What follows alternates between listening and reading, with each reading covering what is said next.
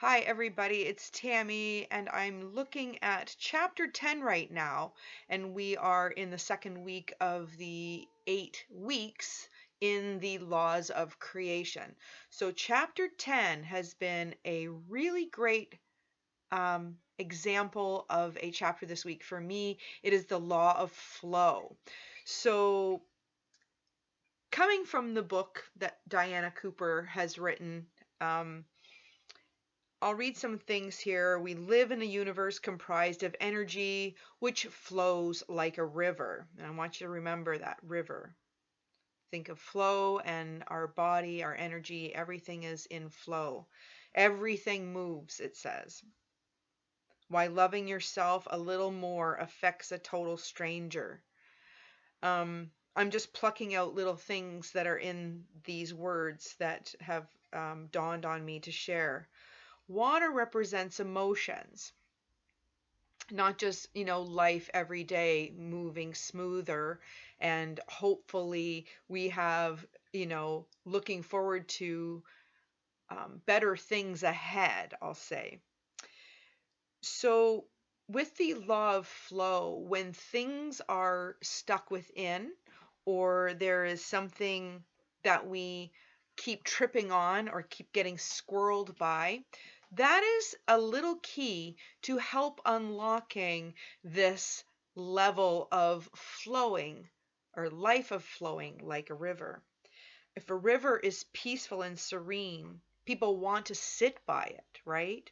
So when we remove these rapids and we talk to those parts of our energy that is rapid like, and we turn those rocks out of the river and we make way for the water to flow freer.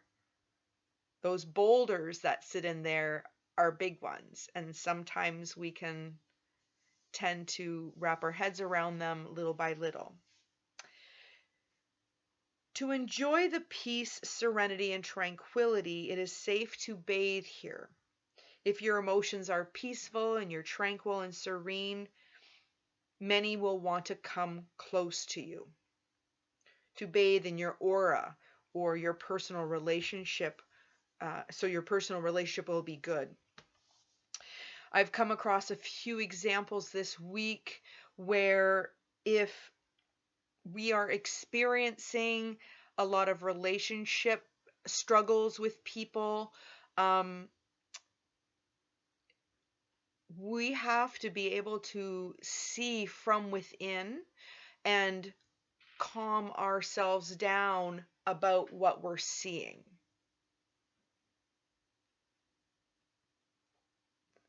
So watch the flow of your emotions and notice the effect it has on your relationships, it says. Self, and then I made a note here to bring up the boulders, rocks, stones, and pebbles theory. And that's what I'm talking about, that river. When we move little pebbles, that's one thing. But that doesn't really stop a river from flowing. We get rapids from those boulders that are in the way. And what's happened is over time, there's been some stones that have jammed in front of those boulders. And this is so when I see these experiences that we've had growing up, those experiences on different levels are bigger or smaller. And I'm saying that in the most vast way. If it's unhealed and keeps tripping us up, then those boulders prevent that law of flow in your life. So, this is also about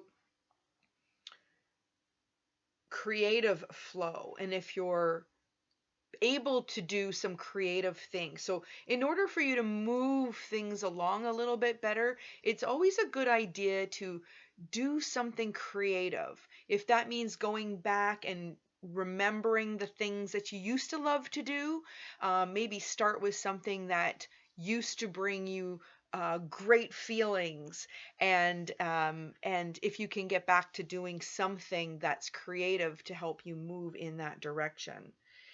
Now, it's we have to remove things in order for something new to come in. So now remember, we could move a big boulder, but what happens if after it starts feeling like things are going too fast, right? The river's going way too fast. Okay, well, there's always little jetties or eddies. I think they're called an eddy. There's always little eddies along the way that you can take little breathers, okay?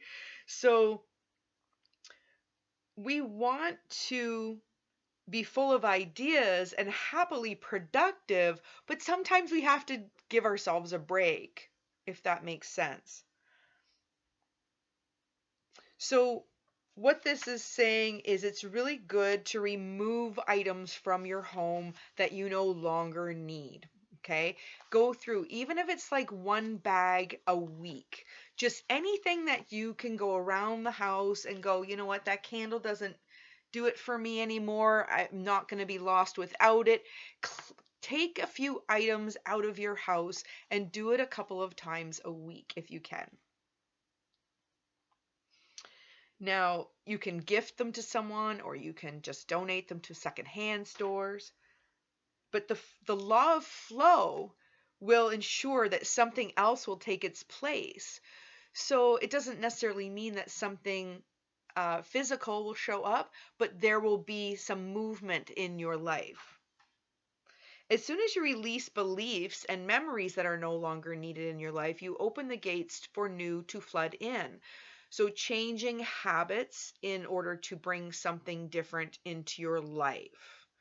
Okay, so this part means, like, it does give an example of walking another way to work, but what I got from this is as soon as you release beliefs and memories that are no longer needed. And I feel like that could be triggering. And the reason why is we might not want to remove memories, especially if those memories are good, right? So if you'd like to get a journal and write all your favorite memories in it. So if you happen to have a sad day or something like that, you can always go to this journal and read things that will help lift you up, okay? Now, it says again, the art of feng shui. Now, I have been feng shuiing my house for years, not knowing really what I've been doing. But I got into the habit of changing my rooms and my furniture around seasonally, bi-seasonally. Had I not done it one season, I would do it the next. So I wasn't really doing it all the time. But I also feel that as your consciousness changes, as you grow, as you are healing things and releasing things, um, or moving into new ways of being that more serve you and the people around you, then the energy of the space around you has to change too. So it's always nice to complete little projects, move furniture around, get rid of little items that you don't need anymore that do not serve you. Of course, if there's someone else's items, you'll have to ask or put them somewhere else if you don't want them where you're at. But you understand what I'm saying. So when it comes to feng shui, I did have a feng shui book on my shelf here, and I'm just going to read you what feng shui really is, in a sense, from the inside cover of this book. That's it. And I don't even know what it says yet. So, Feng Shui practitioners believe that an invisible breath of life called qi runs through all things. I believe that. And that by maximizing this energy, we can improve our lives. This involves arranging our surroundings in harmony with Feng Shui principles so that the energy works for us. This ancient Chinese art has become increasingly popular in recent years, and it has gained a reputation for being Okay. So minimally, it it's for everyday use. But it's so complex, like you can go really big into it that you could literally get lost in the whole, like, judging things too. Like, so let's just say it says there's 10 simple lessons unraveling the intricacies surrounding this compelling subject to bring you closer to contact with the basic techniques of Feng Shui. So it provides a clear, practical guide to working with positive energy in the home and the workplace, and explains how to counteract the effects as well. So this book will enable anyone, including beginners, to grasp the fundamentals of this intriguing art and to put them into practice of everyday life. So I just want you to know that there's this thing called Feng Shui.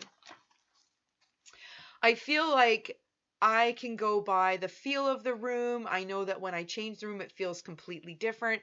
And I have been made aware of people that follow Feng Shui that some of the things that I've done are of Feng Shui standards. Like I know a few things, like when you come in your door, there should never be a mirror when you first walk in. So that shouldn't be the first thing you see.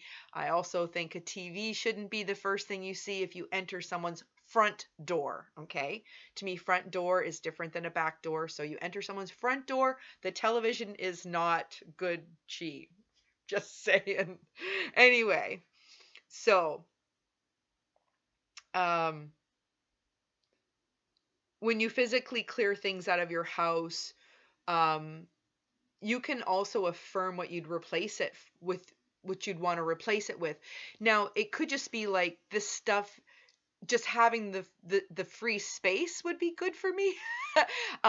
Like the real estate, like I've been hanging on to some things and I realized I could use them at some point, but how long or how many years do I want to hang on to them? Or do I just want to pass them on and know that something, because I believe in the law of flow, that something is going to show up for me when I need it. I feel like all of us are in boats and we're all going in the same direction, and you have things in your boat that I might need, and I might have things in my boat that you need, or someone else, and you might know someone, and we're just here to walk each other home, or to go downstream together. Anyway,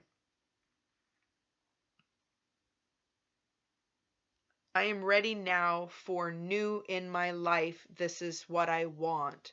So this is a great affirmation. I am ready now for new in my life. This is what I want. Um, you can utilize everything that's moving in you or out of you as a way of freeing it up. So I even think of illnesses coming up and out of me. A cold is like something that's not in alignment. It comes up and out. It's passing out. It's passing away. Every breath I take, it's passing away. Every day I die to each day when I go to bed at night. Every breath is a death. And so, yeah, go with the flow and you will reach the source. Um, Namaste.